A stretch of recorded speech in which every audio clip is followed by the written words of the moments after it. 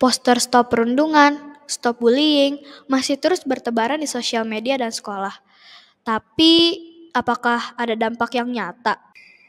Mungkin kasus perundungan bukannya berkurang, tapi malah bertambah.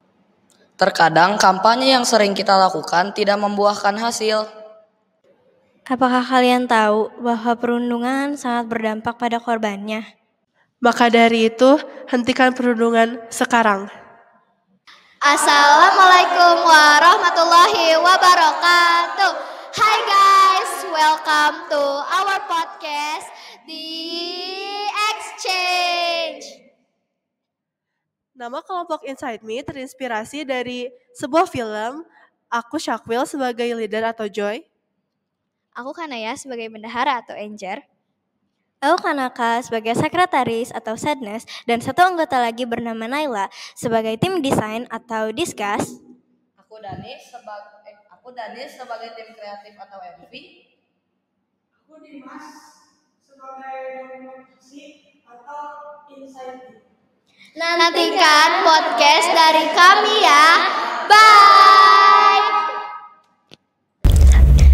Assalamualaikum warahmatullahi wabarakatuh. Hai guys, welcome to our podcast The Exchange second episode.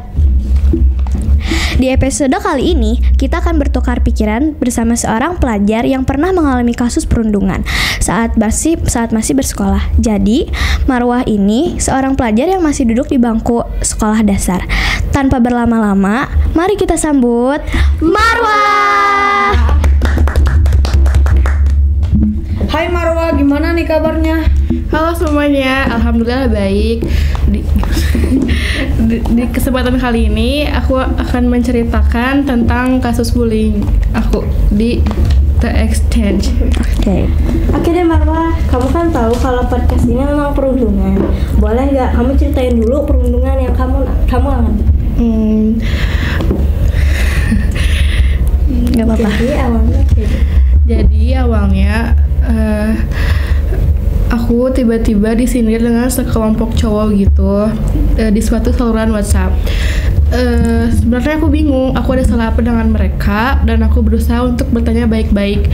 Tapi mereka tetap ngotot dan terus menyindir-nyindir. Aku sudah berusaha diam. Dan saat aku bermain dengan teman-teman, aku tuh live TikTok. Ternyata mereka tuh bersekongkol untuk membuat akun fake gitu untuk membuli tentang jerawat, tentang badan atau tentang muka dengan komen-komen gitu. Akhirnya saya kan nggak kuat, jadi menangis.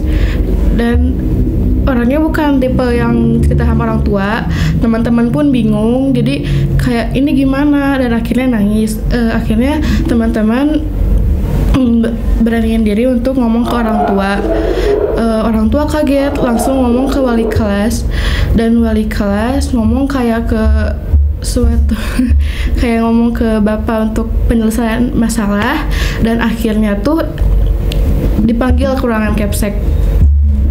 Tapi saat di ruangan capsek itu cowok-cowok itu tuh tidak ada yang mengaku, padahal aku sudah ada bukti banyak kayak komen-komenan, chatan-chatannya. Cuman emang guru-gurunya nggak ada yang percaya sama aku dan mereka lebih percaya dengan cowok itu. Jadi kayak seolah-olah kayak aku tuh memfitnah cowok-cowok itu membuli aku, ngerti gak sih? Iya, iya. Kebayang. Dan akhirnya masalahnya beres. Gak apa-apa. Iya.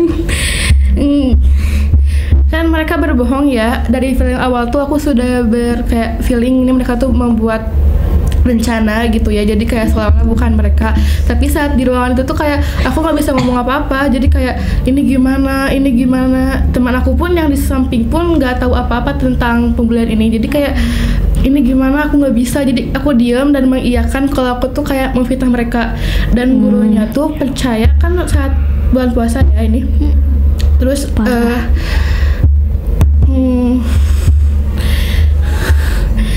gak apa-apa kalau mau nangis. Dan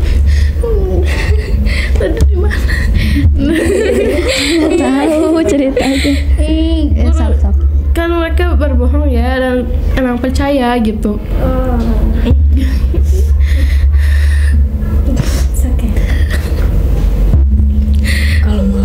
Aku tuh bingung kayak udah kayak aku nggak bisa cerita ke siapa-siapa, terus dan emang nggak bisa ngapa-ngapain. Akhirnya ngedrop nyampe ke rumah dan ditawarin untuk ibu untuk ke psikolog. Akhirnya ke psikolog, sudah mulai tenang, sudah mulai percaya diri. Cuman akhir-akhir ini jadi sering drop, sering teringat. Terus saat kejadian itu pun gak ada yang ngebantuin juga. Ada sih teman sebagian dan ada juga teman lagi sebagian yang membantu, ada yang enggak. Jadi kayak ada yang nggak peduli, kayak merasa aku sendirian gitu ya. Aku sama siapa?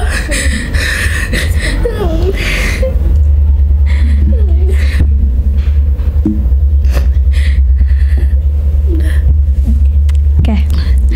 Kalau boleh tahu kapan kamu ngalamin itu, Mar? Kemarin saat bulan puasa Februari ya berarti ya. Tahun ini berarti. Maret berarti ya? Maret. Baru.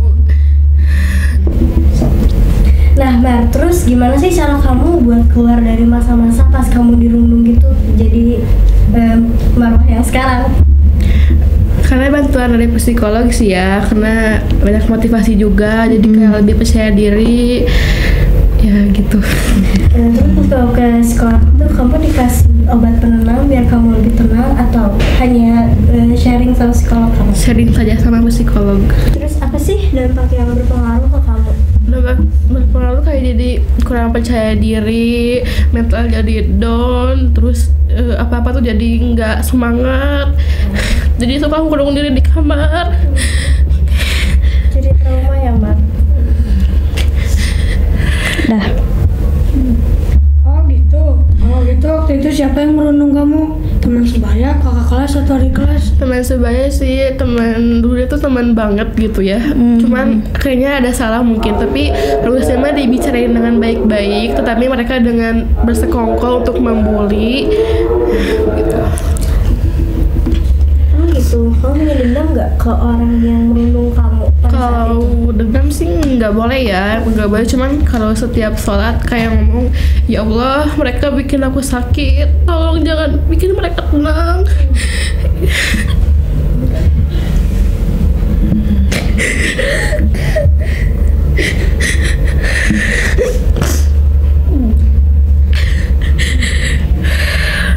Kamu tahu itu yang komen teman-teman kamu itu dari siapa? Aku tahu karena dari username juga kelihatan ya, terus akunnya juga akun-akun fake gitulah, no followers gitu.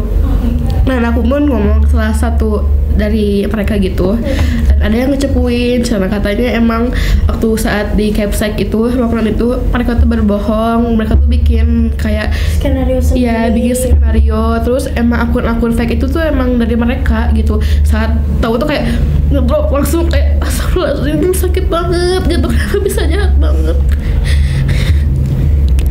Oh gitu. Kalau gitu kamu punya pesan nggak buat mereka kira-kira? Kalau misalnya ada yang mempunyai salah atau ada konflik gitu, bisa diomongin dengan baik-baik tanpa merundung gitu ya. Terus menggunakan sosmed juga dengan baik. Terus harus pikir-pikir dulu kalau ngomong ke orang lain dampaknya bagaimana. Terus mikir kalau misalnya ada di posisi yang kena bully itu gimana gitu.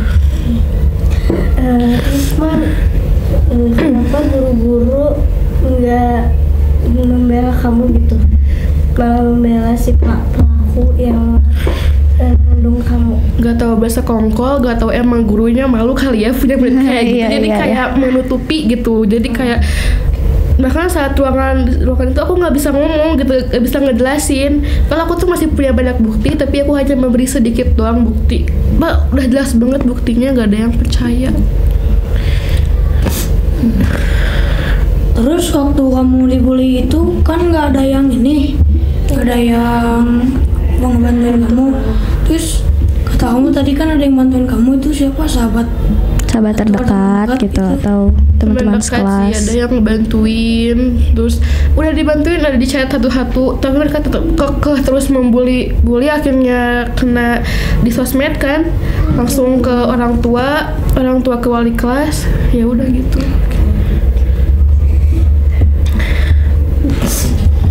Ya nggak kerasa waktu tanya jawabnya udah habis. Nggak kerasa ya? Iya, nggak kerasa. Iya. Oke deh, kita udah selesai podcast The Exchange second episode. Terima kasih ya Marwah udah mau berbagi cerita dan pengalamannya kepada kami. Semoga yang nonton podcast ini bisa terinspirasi dan termotivasi. See you next time. Bye bye.